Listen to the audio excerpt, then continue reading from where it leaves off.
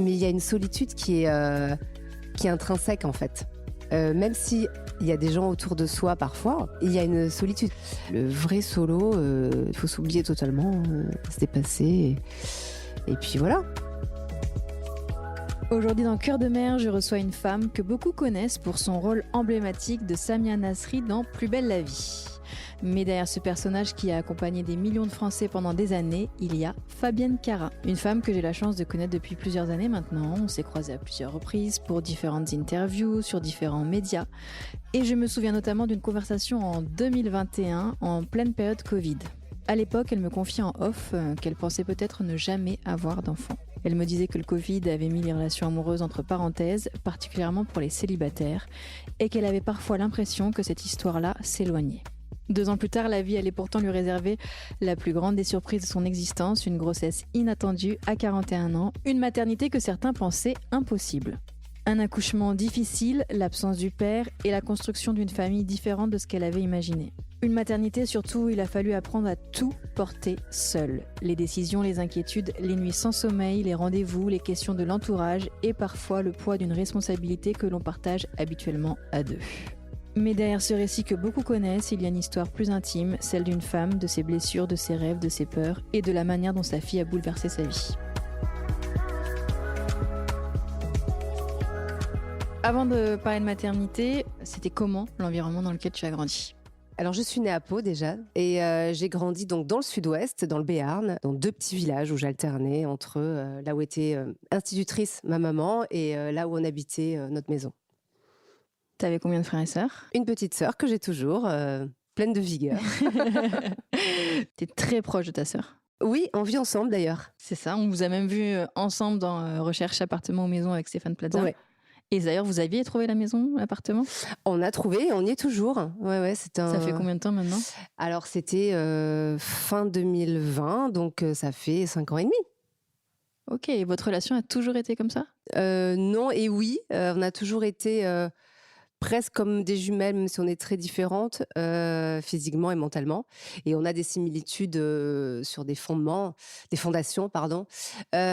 Après, on a eu des périodes de vie qui nous ont un petit peu éloignés. Alors notamment quand j'étais pas mal à Marseille pour le tournage et quand j'ai été mariée aussi, on se voyait moins.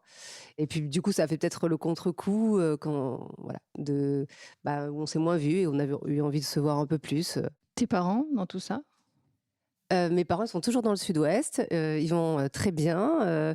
D'ailleurs, mon père est parti faire un trip moto avec des copains en Italie. Donc, c'est youhou. J'ai vu sa best life. Voilà, exactement. Et ma maman s'occupe de sa maman, voilà. Et elle est dans sa vie avec son homme et tout va bien. Et ils sont dans le sud-ouest, séparés. Ils vivent plus ensemble. Enfin, ils sont séparés, mais ils habitent à quelques kilomètres l'un de l'autre et tous les 2 à côté de leur maman. Donc, et toi, tu les as pas connus séparés ? Enfin, dans ton enfance ? Si, je les ai connus ensemble jusqu'à à peu près mes 20 ans. Jusqu'à ce que je parte à Paris, ils étaient ensemble. Donc, toute une enfance avec vraiment le cocon familial, Oui. La sœur et les parents, tout le monde à la maison. Tout à fait. Dans des petits villages. Exactement, mes cousines pas loin. La famille, quoi. Voilà. Et est-ce que petite, tu disais, je vais être maman, c'est sûr, ou tu pensais pas à ça ? Alors non, le seul souvenir que j'ai, c'était rue des Cordeliers. Alors c'est une parallèle à la rue Serviès à Pau. Et je me rappelle qu'en bas de cette rue où on faisait souvent du shopping avec maman et Carole, j'avais une vision de moi-même où j'étais habillée en noir, mais genre pas noir sombre, un noir un peu stylé rock. Et non, mais parce que c'est pas j'ai pas cette vision du noir par rapport au fait que c'était triste. C'était plus chic et un peu rock comme je peux Comme l'être tu es, un peu hein. aujourd'hui en vrai. Et j'avais une petite fille. Mais t'as quel âge ? Quand j'ai cette vision, je devais avoir 10 ans à peu près, une Ok. dizaine d'années. Donc t'as grandi quand même en te disant... En fait, j'y pensais pas spécialement vraiment. J'étais pas une maman née. Alors, je dis ça, mais avec ma sœur, j'étais très maternelle et j'aimais les t'étais poupées. l'aînée, ouais. Et puis, j'étais très maternelle avec elle. Je sais pas, en fait, je sais qu'il y avait une médium, je crois, qui avait dit plus tard que j'aurais un enfant aussi. Je crois. T'es allée voir des médiums ? Alors non, mais parce que ma mère, elle est un peu connectée avec ce monde-là et c'était elle qui me l'avait dit. Après, oui, je suis allée en voir, oui. Mais bon, Et donc, du coup, tu as grandi ça, avec l'idée de ta mère qui t'avait dit que tu vas avoir un enfant. Ah non, j'étais adulte, ça. T'avais quel J'étais âge? adulte. J'avais presque 40 ans déjà, enfin peut-être D'accord. 35 ans, j'en sais rien. Mais ça reste dans la tête, ça, quand on te le dit? Ouais, mais en fait, entre ce qu'on te dit et la réalité était que médicalement, je sais que je m'étais renseignée quand même après le Covid, je crois, non, ou juste avant, enfin un truc comme ça. Vers 40 ans, 41 ans, je m'étais renseignée un médecin, enfin une femme médecin m'avait dit que je pourrais pas avoir d'enfant ou que ça allait être très compliqué, très long, voire impossible. Je me rappelle exactement de ces mots-là. C'est dur, ça, à accepter. Non, parce que je m'étais dit, bah tant pis pour moi, je m'en suis pas occupée assez tôt, je suis pas fertile, c'est pas grave, ce sera dans une autre vie. Moi, je fais confiance à la vie en C'est fait. spirituel? Oui, oui, bien sûr. Et puis surtout, j'étais extrêmement consciente qu'avoir un enfant, c'est pas un jouet qu'on range dans un Mmh. placard. C'est vraiment Ça redéfinit ton identité. ouais, puis ça occupe quoi. Mmh. Tes responsabilités, ton Mmh, mmh, identité mmh. et tes responsabilités à plein temps, enfin, je trouve. Et du coup, ouais, je m'étais dit, ben, je suis tellement hyperactive, tellement passionnée par mon travail, et cetera. C'est pas très grave. Et puis si j'ai vraiment ce besoin d'aimer, j'adopterai. Il y a tellement d'enfants qui ont besoin d'amour et ça m'arrache le cœur parfois enfin souvent, pourquoi je dis parfois? Parfois je dis ça par rapport à différents, sujets, différents thèmes, différents lieux où je vois des enfants qui sont en manque et en besoin de parents. Et puis mettre un enfant au monde dans ce monde-là, ça me faisait et ça me fait toujours extrêmement peur, mais ça me faisait extrêmement peur. Est-ce que tu dirais que tu as longtemps été une femme indépendante? Par la force des choses, mais Pas choisie. est-ce que je laisse la place à autre chose? Je ne sais pas. L'amour, ça a occupé quelle place dans ta vie? Toute ma vie. Toute ma vie, moi, je suis une femme de l'amour, hein. Pour moi, l'amour, c'est très important tous les jours. On ne peut pas vivre sans amour. Et en plus de ça, l'amour est une arme incroyable par rapport à ceux qui ne sont pas dans l'amour. Alors aujourd'hui, je suis plus dans l'amour mère-fille que dans Mmh. l'amour homme-femme. Mais c'est toujours de l'amour. T'as toujours cru aux grandes histoires? Oui, j'ai toujours cru. Et aujourd'hui, j'y crois, mais j'y crois plus. Il y a une Ouais. partie de toi c'est même plus déçue, c'est désillusionnée? Ouais, en fait, j'y crois dans un idéal ou pour les autres. Je vois que ça existe. Mais il y a plein de choses différentes qui font que je crois dans le fond que j'y crois plus. Et tant mieux. C'est une étape. Ça peut revenir. C'est peut-être un deuil Je d'une sais pas si certaine ça manière s'arrange ce d'aimer. genre de choses. Bien sûr.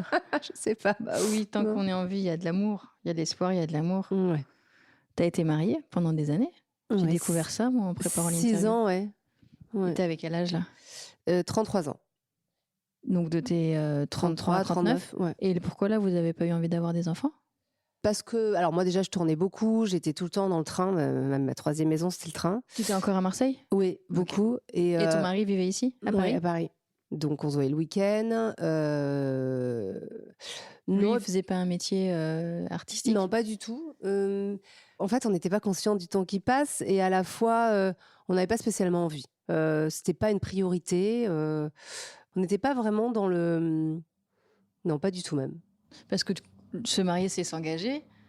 C'est Ouais. une voie assez classique. Donc tu dis que l'étape d'après, c'est le chemin classique, c'est encore d'avoir des Ouais. enfants, quoi. Ouais, mais moi le problème c'est que le classique il a du temps, il met du temps à infuser dans ma tête, quoi.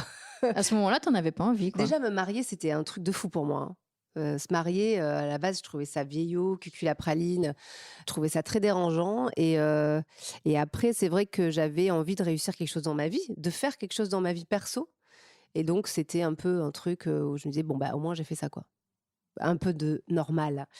Voilà, parce que je suis pas du tout, Je rentre un peu plus dans les cases. voilà, je suis pas du tout quelqu'un dans les cases. J'aimerais peut-être l'être un peu plus aujourd'hui, mais j'ai toujours cette ambivalence qui est assez forte. L'envie, finalement, quand ça se réalise, t'as plus Ouais, envie. ouais, en vrai, je sais que un homme qui me correspondrait, c'est un homme qui a déjà des enfants, qui est posé, qui sait où il en est, qui a travaillé sur lui, qui est prêt à aimer. Mais ce genre de personne ne m'attire pas. Mais ça, c'est parce que mon inconscient est encore dans le truc de se dire est-ce que je mérite d'être aimée vraiment, sereinement? La réponse est non. Enfin, non. dans mon inconscient. Ah oui. Je croyais que tu me faisais une révélation. Non. Mais quand on a été mal aimé, beaucoup mal aimé, en fait, on croit que c'est le schéma et ça devient notre... Il faut déconstruire ce qui a été intégré dans la tête. Ça devient notre normalité qui n'est pas la bonne chose. Donc, quand tu es mariée, donc avec Xavier, là, vous parlez pas d'avoir des enfants, vous vous séparez, ça n'a rien à voir avec ça. Tu as approché la quarantaine et est-ce qu'à ce moment-là, tu penses à la maternité ? Je me pose la question avec un compagnon qui veut des enfants. Donc, c'est là que je me renseigne, en fait. Et c'est là que j'apprends que ça va être très compliqué, très long. Comment tu apprends ça ? Par une gynéco. Et qu'est-ce qu'elle te dit ? Ce que je te disais tout à l'heure, que ça va être compliqué, impossible, incertain, voire impossible. Mais comment elle... voire très long. Elle fait quoi ? C'est avec une échographie qu'elle voit ça ? Non, en fait, je sais pas. J'avais un mélange de petites choses différentes. J'avais une petite endométriose, j'avais les trompes bouchées, j'avais l'âge. En fait, pour un médecin à 33 ans, t'es vieux, hein. Donc, t'es plus fertile presque, en fait. T'es vraiment déjà... On dit qu'à partir de 35 ans, ça décline. Mais pour les médecins, c'est presque avant déjà. Hein. Mais vraiment, voilà, à 35 ans, t'es déjà une mémé pour eux. Donc, alors qu'en fait, pas du tout. Des femmes qui sont enceintes à 46 ans, 47 ans, ça arrive. Mais pour la médecine... Et de plus en plus. Ouais. Et du coup, tu reçois cette nouvelle, qu'est-ce qui se passe ? Ça me perturbe pas spécialement. Même par rapport à ton compagnon qui a envie d'avoir des enfants ? Ouais, mais après, on reste pas ensemble parce qu'il habite loin et que la distance m'ennuie, me complique la vie. Et j'ai tellement bougé avec Plus belle la vie que j'en ai marre de voyager. Donc, j'ai envie de me poser, d'être un peu à Paris. Donc, voilà, je reste seule, on va dire, vite fait. Voilà. Parce que j'avais été seule très longtemps, à cette époque-là encore. Et du coup, là, tu penses plus du tout à la maternité ? Alors, le moment où j'y pense, c'est quand en fait on est avec des amis qui ont tous des petits-enfants en bas âge. Et je me dis, ouh là, je suis un petit peu en marge quand même. Mais tu te sens en marge, mais est-ce que tu as une envie ou... En fait, d'être en marge avant, c'est rigolo. On est rock, on travaille, on est comédienne, on fait plein de trucs.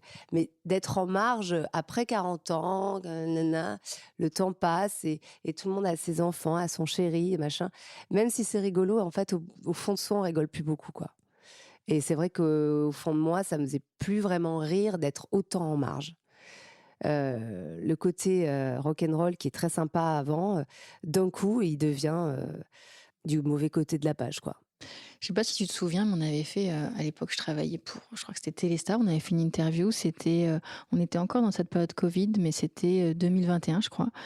Et tu me disais, en off, pas du tout pendant l'interview, le Covid a tué les relations amoureuses. En fait, les possibilités pour les célibataires de rencontrer du monde. Si tu rentres dans le Covid célibataire, ouais. Ouais, ce qui était mon cas. Et du coup, j'étais d'accord avec toi. Et je me souviens que... Non, mais c'est vrai, je trouvais que c'était compliqué. Puis c'était compliqué de faire des rencontres. Ça passait que par des applications. Ouais. C'est du virtuel. Et puis, la manière de rencontrer les gens, il n'y avait pas trop de possibilités d'endroits. Enfin, il n'y avait rien de naturel. Du coup, je pense que c'est vrai que ça... En tout cas, ça n'a même pas fait naître des relations qui pouvaient exister après dans la vie de tous les jours, puisque le quotidien n'était pas le même. Ouais. Et tu me disais, à ce moment-là, je pense que j'aurais pas d'enfant. En fait, oui, rentrer, on ne savait pas pendant ce confinement combien de temps ça allait durer. Et en fait, j'en ai fait un spectacle que j'ai après décliné en podcast. Et je rentrais dans un confinement à 40 ans, célibataire et sans enfant. Waouh! Et c'était vraiment ça. Et puis voilà, le destin a frappé à ma porte à la sortie du confinement. Mais non, parce que moi, vraiment, alors attends, à ce moment-là, j'étais en début de trentaine. C'est pas une question auquel je songeais non plus à ce moment-là. Au vu de mon contexte personnel, tu vois, je me pensais pas du tout à la maternité, mais je me suis dit, c'est fou. Ça m'avait vraiment habité, en fait. Et après, on s'est pas revus, etc. Et je vois dans les magazines, après, je me dis, elle va être maman. Je me dis, c'est dingue. Ouais, c'est dingue. Parce que c'était pas longtemps après cet échange. Sortie du confinement. Tout de suite. Ouais. Qu'est-ce qui se passe ? Un homme que je connais depuis longtemps, qui me draguait depuis longtemps, que je voyais pour des raisons de boulot. Ça aurait pu être un ami commun. Non, à l'époque, j'avais un ami qui te draguait. C'est vrai. Et tu voulais pas. C'est pas que je voulais pas, c'était que moi j'ai besoin d'être... Il était pas assez foufou. Il était super en vrai. Il avait un comportement quand il était venu à la maison qui m'avait beaucoup plu. Il était très à l'aise et il prenait part à la vie d'une façon très élégante. C'est-à-dire qu'il était pile là où il fallait qu'il soit, au bon endroit. Et c'était ni trop ni pas assez. Parce qu'il y a des gens, ils viennent chez toi, ils font rien, ils s'affalent, c'est insupportable. D'autres, ils veulent tout faire et c'est aussi insupportable. Et lui, non, il était. Message pour tes prochains. Non, mais lui, il était nickel au bon endroit. Il aidait, c'était agréable, Mhm. c'était fluide, il était super. Non, c'est moi c'est parfois pas ce que je veux, qui suis parfois compliquée. Des fois, j'ai besoin d'alcool. Et il boit pas. Donc voilà. Ça n'a pas abouti. Et tu laisses la chance à cette ancienne amie alors. Alors, en fait, ce qui se passe, c'est que après un constat de ma vie, plutôt amoureuse, on va dire, j'ai la sensation certaine Ouais. de reproduire tout le temps les mêmes schémas. Tout le monde fait ça. Oui, mais à un moment donné, on entend des conseils, on dit: «Il faut que tu arrêtes ce type de personne» et cetera et cetera et d'arrêter d'être la sauveuse, d'arrêter d'être, et cetera. Donc cette nouvelle personne qui arrive dans ma vie est très aboutie, très épanouie, très drôle et cetera, mais pas du tout dans le style d'homme où avant. C'est-à-dire qu'il est plus âgé que moi, il est, très épanoui professionnellement, pas du tout le type d'homme, vers lequel j'avais l'habitude d'aller et moi, c'est vrai qu'en plus, j'ai besoin d'être assez amoureuse, de vibrer, tout ça et là, c'est différent, je suis plus dans, on va dire, une certaine admiration, mais pas du tout dans l'amour C'est ou moins la passion. pas du tout la passion. Je me dis juste, «Tiens, l'amour vient peut-être avec le temps et c'est peut-être un autre schéma qui va fonctionner, d'arrêter d'être toujours dans la passion, aller vers autre chose et puis je me suis aussi, laissée bercer par des dires, des blablabla, des blablabla. De lui? Oui, mais qui étaient faux, hein, Ah, mais bon, les hommes en séduction, quoi. voilà, blablabla, blablabla et après des discussions assez rationnelles et rassurantes, ce qui devait arriver arriva. Vous débutez une histoire. Même pas, enfin oui, si tu veux, mais qui ne ressemble pas vraiment à une histoire. Parce que personnage trop fantasque, on va dire. Donc une histoire, qui ne ressemble pas vraiment à une histoire, on va dire et qui ne l'est pas au final.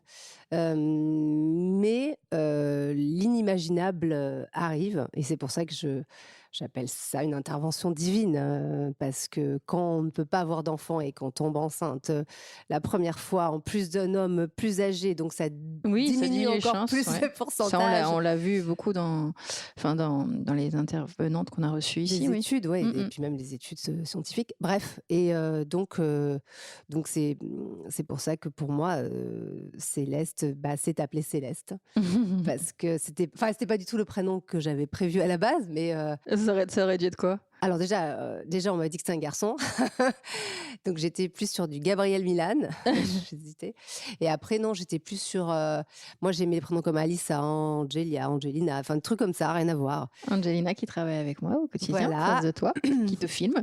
C'est Angelina. J'étais plus là-dedans et puis après, j'ai tout balayé et puis je suis repartie, sur l'essence de ce qui s'était passé. Non, c'est hyper joli. Voilà, elle s'appelle Céleste et pour moi Et donc vous c'est n'êtes un pas don du vraiment ciel. engagé, mais vous Ah, êtes mais dans pas du une tout. relation libre un peu, c'est ça? Même pas, même pas. Ah ouais? Non, c'est très abstrait. Mais vous vous voyez plusieurs fois quand même. On s'est vus 2 fois, mais même pas, pas intimement. Enfin, on s'est revus, Il y a eu ouais. qu'un seul moment intime et Mmh. tu es tombée enceinte? Ouais, alors que je pouvais pas avoir d'enfant, ouais. C'est fou. Ouais. Et tu le lui dis? De suite, c'est la première personne à qui je le dis, ouais. Et comment il réagit?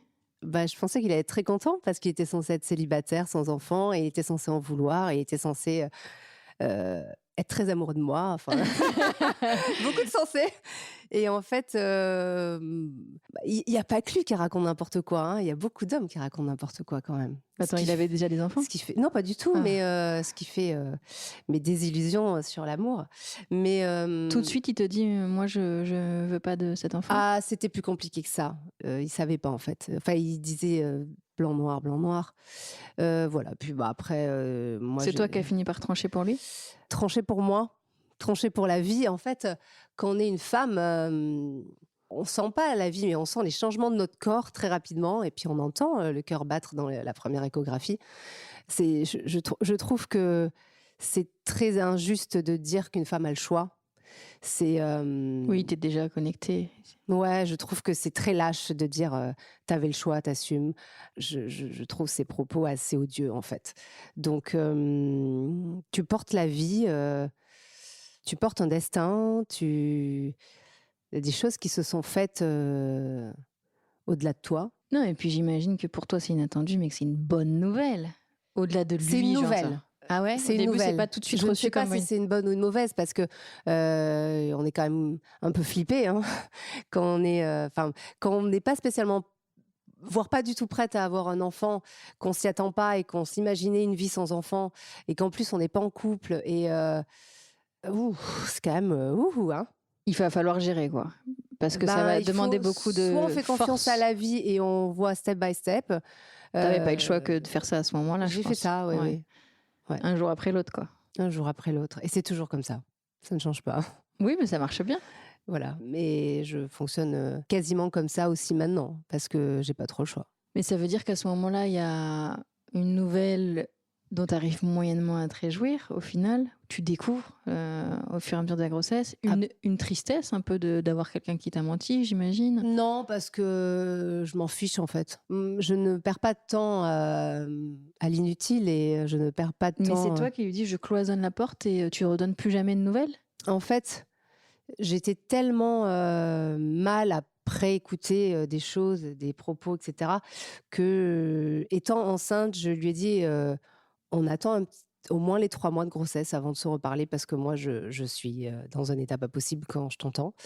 Donc on attend, et puis après j'ai repris contact comme promis, 3 mois et après c'est lui qui a Il avait fait son chemin dans sa tête à ce moment-là et c'est pire que ça, sa vie continuait, comme si de s'était rien passé, quoi.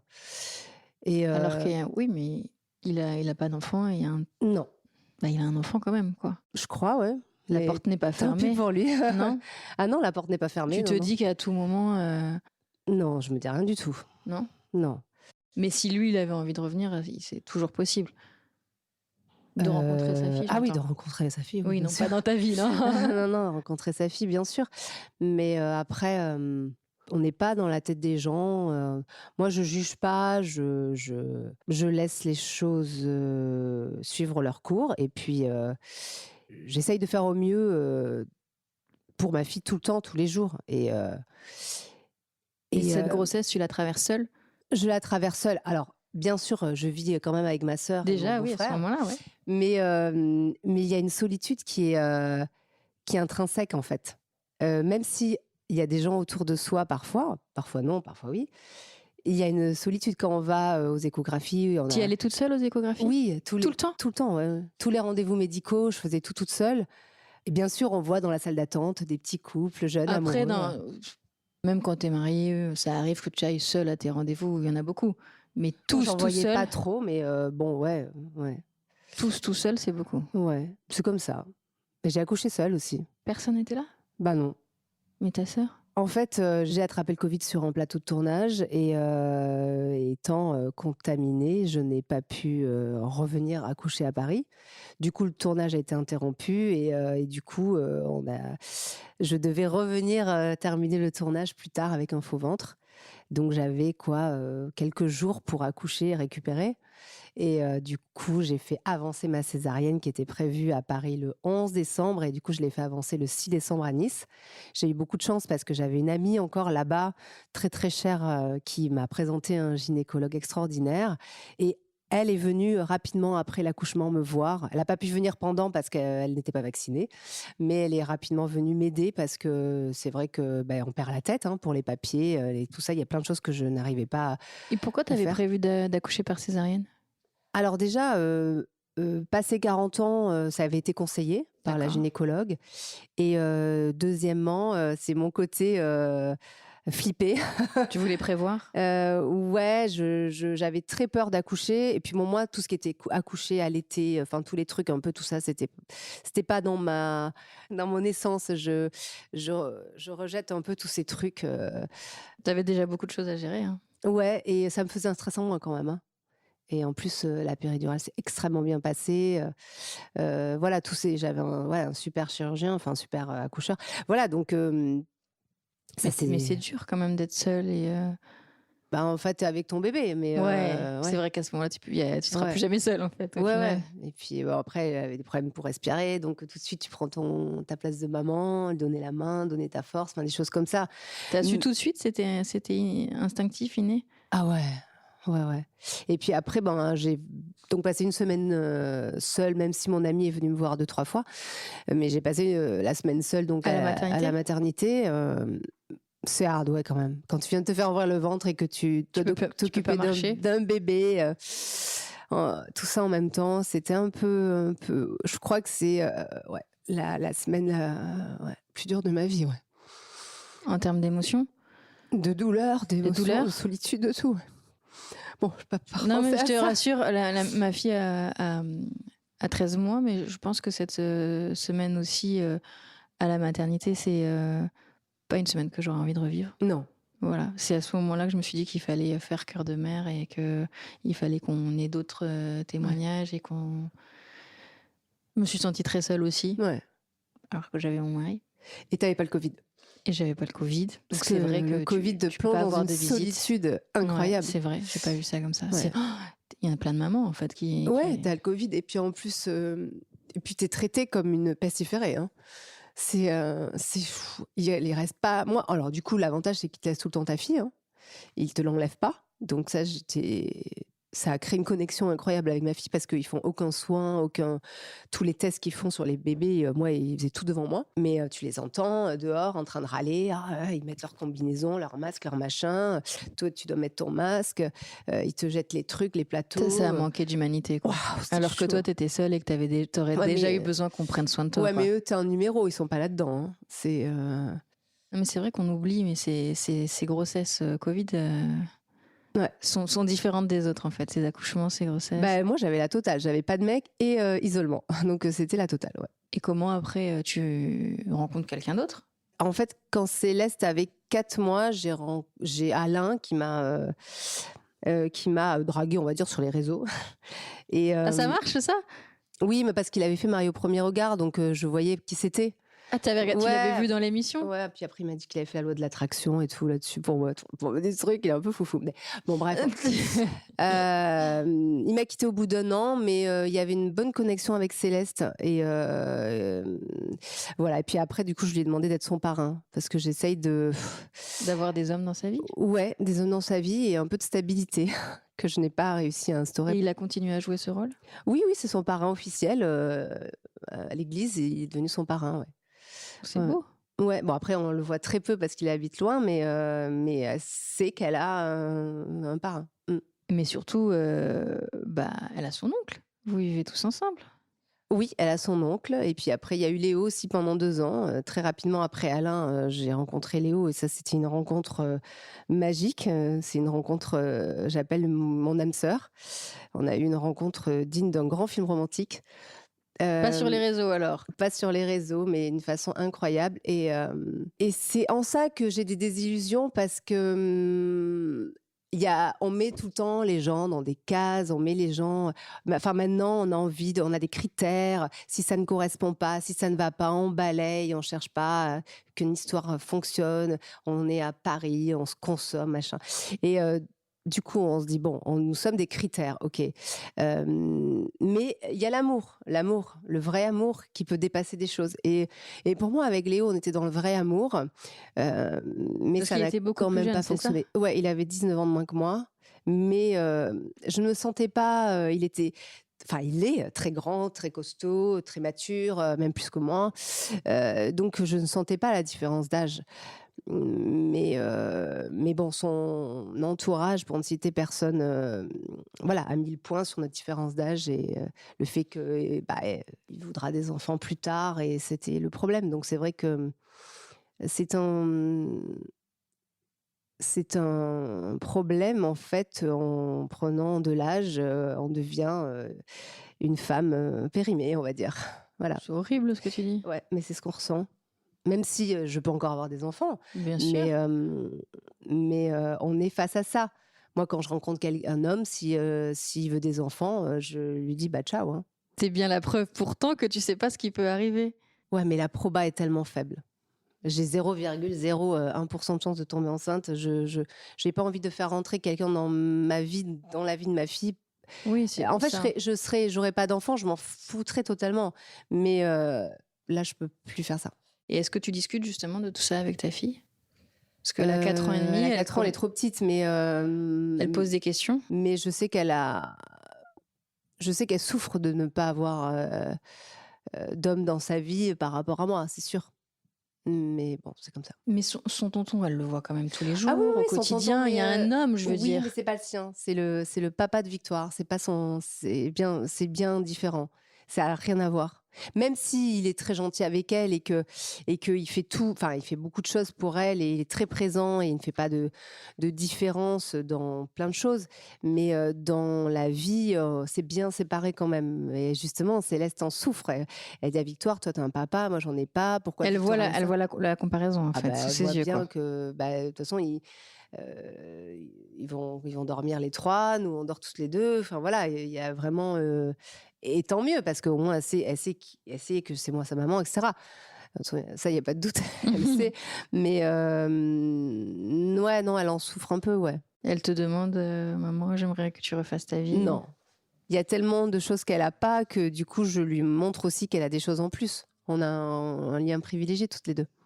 Tu parles souvent de culpabilité. Quand tu parles de maternité, tu parles de culpabilité de césarienne. J'ai dit ça, moi? En 2022. Tu disais, moi en plus, j'ai accouché par césarienne, j'ai pas allaité. On avait l'impression que dans le sens où j'ai pas fait. je suis pas la bonne mère, quoi. Ouais, non, alors je me rappelle pas avoir dit ça, mais j'ai ressenti vite fait ce truc-là. L'autre jour, on était au 40 ans d'une copine, et en fait, il y avait plein de filles, on n'était que des filles, et il y en avait plein de nouvelles mamans.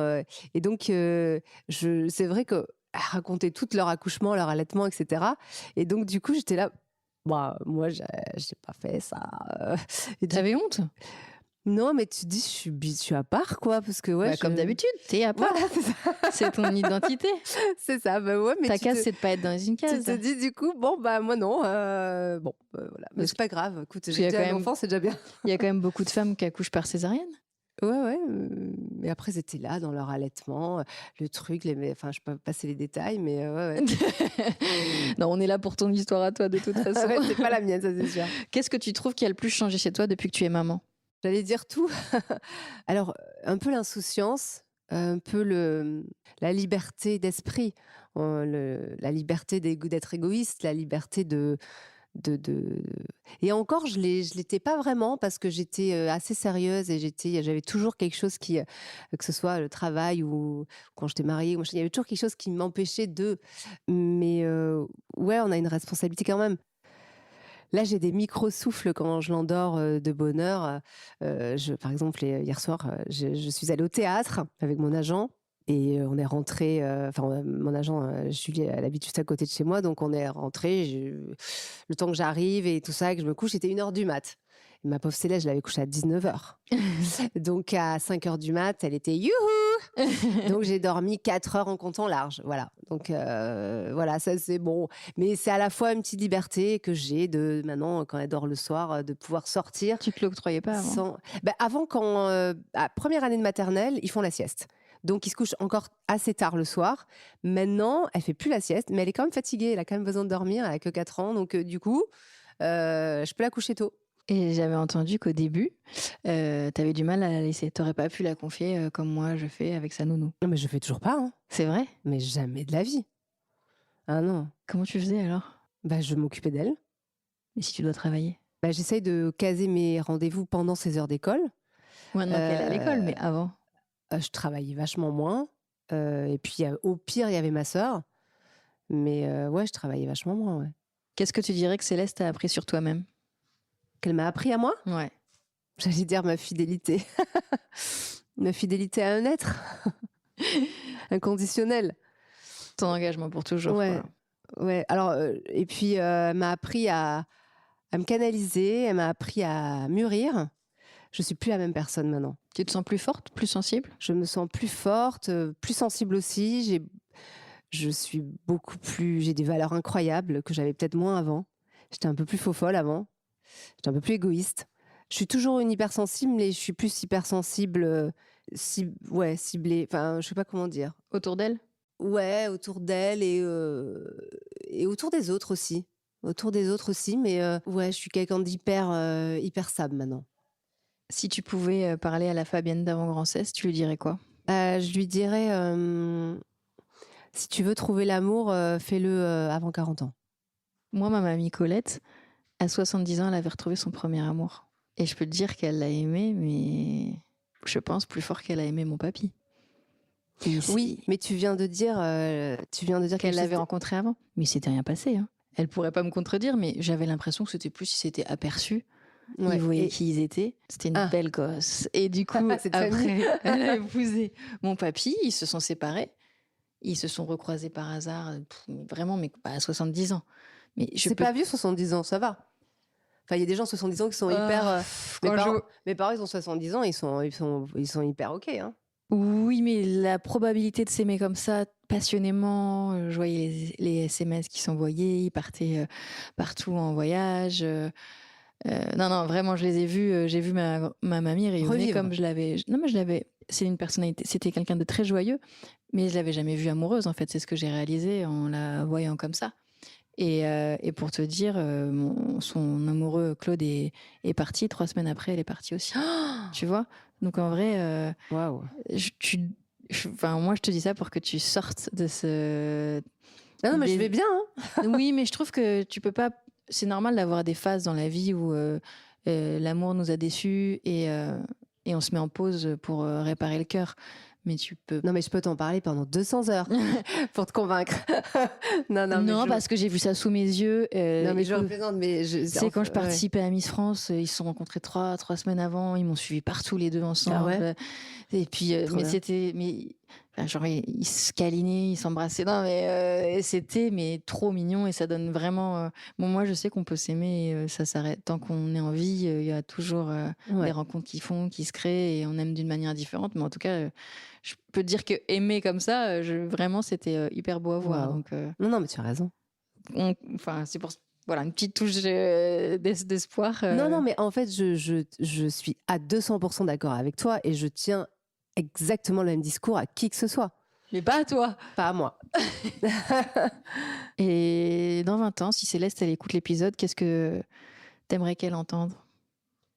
Parce que je lui dis tous les jours que je serai toujours là pour elle, que je l'accompagnerai partout, et je l'attendrai partout, tout le temps où je peux l'amener le plus longtemps possible, que je me ferai discrète, mais que je l'attendrai. Où qu'elle aille, que ce soit à l'école, à des soirées, voilà, je serai toujours là pour elle et ça la fait pleurer, mais je lui dis un jour, maman, elle ira au ciel, mais je serai toujours là pour toi. Tu me dis déjà ça?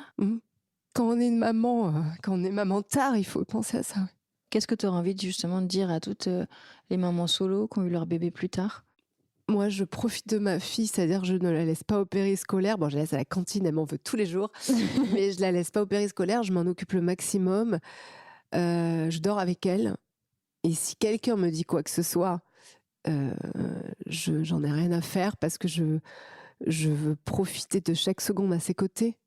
Constituer le maximum de souvenirs. Ouais, de temps à côté d'elle, ouais. C'est ça serait le message, de profiter de chaque instant.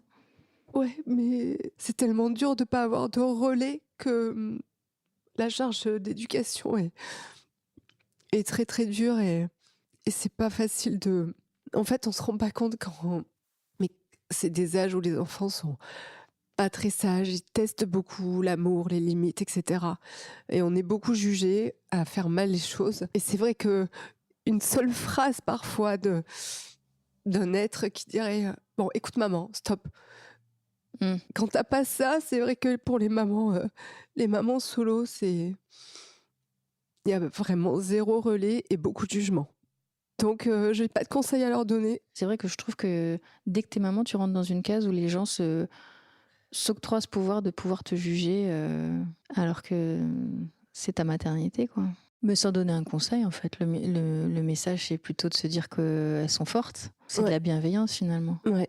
Mais c'est vrai que je pense beaucoup aux parents solo. Alors, il y a beaucoup qui sont juste célibataires, ou une semaine sur 2 par an, mais le vrai Solo comme tu le l'es. vrai solo et encore moi je vis quand même avec ma sœur et mon beau-frère, mais le vrai solo, donc il y a jamais de relais, jamais de De temps j'en ai marre, off. j'en peux plus, j'ai besoin de Ouais, ne serait-ce que 10 minutes tranquille à la maison. ça tu peux ces 10 minutes-là, tu les as, quand elle est à l'école quoi, en fait. Mmh, ou quand elle dort le soir, voilà, c'est ça. Mais autrement, bah, non, hein. Autrement, il faut s'oublier totalement, se dépasser et puis voilà. T'as cette sensation que tu t'oublies? Mais c'est pas grave, hein. De toute façon, j'ai rien d'autre à faire, donc donc c'est parfait. Mais en tout cas, merci d'avoir Merci pris du temps Malika. avec nous. Tu réussi à me faire pleurer, hein. Bah, la maternité, les bébés, nos enfants, Ouais. ça, je peux t'assurer, c'est pas une fierté, mais que t'es pas la première à pleurer ici. Parce que ça Ouais. vient toucher à ce qu'on a de plus précieux. Ouais, puis des fois, des trucs, ouais, enfouis, qu'on essaie d'oublier. Des fois, on croit avoir tout dit et puis on arrive toujours à avoir Non, je pense que de toute façon, on est des êtres en mouvance avec ce qu'on vit et nos expériences tout au long Oui, de c'est la ça. vie. Ouais. Et une pensée n'est jamais enfermée. Ouais et puis tous les jours, il y a des nouveaux, Il y a des trucs qui rebondissements. arrivent. Ouais, exactement. Tout à fait. C'est pour ça qu'il y a des gens qui disent: «Ah mais je voulais te faire un podcast sur ce sujet», mais je fais: «Ah mais en fait, on change tout le temps, d'avis, on change tout Là, le tu vois, tu temps». te souvenais plus de ce que j'avais écouté en 2022. Oui, Mais après, en vrai, tu l'avais fait hyper tôt. Ta fille était toute petite. ouais. Donc, Oui, mais des fois, on est un peu hein, le non, cerveau. mais c'est surtout que quand l'enfant est tout petit, les certitudes. Je crois qu'on met 6 ans à se remettre, Ah bon? à retrouver son cerveau et tout et son corps et Je tout. croyais que c'était 2 ans. Non, je crois que c'est bien plus long. Non, ça, c'est la grosse base. Mais après, c'est plus long. Merci Fabienne. Merci de nous avoir offert ta sensibilité. Merci pour ton écoute et tes questions.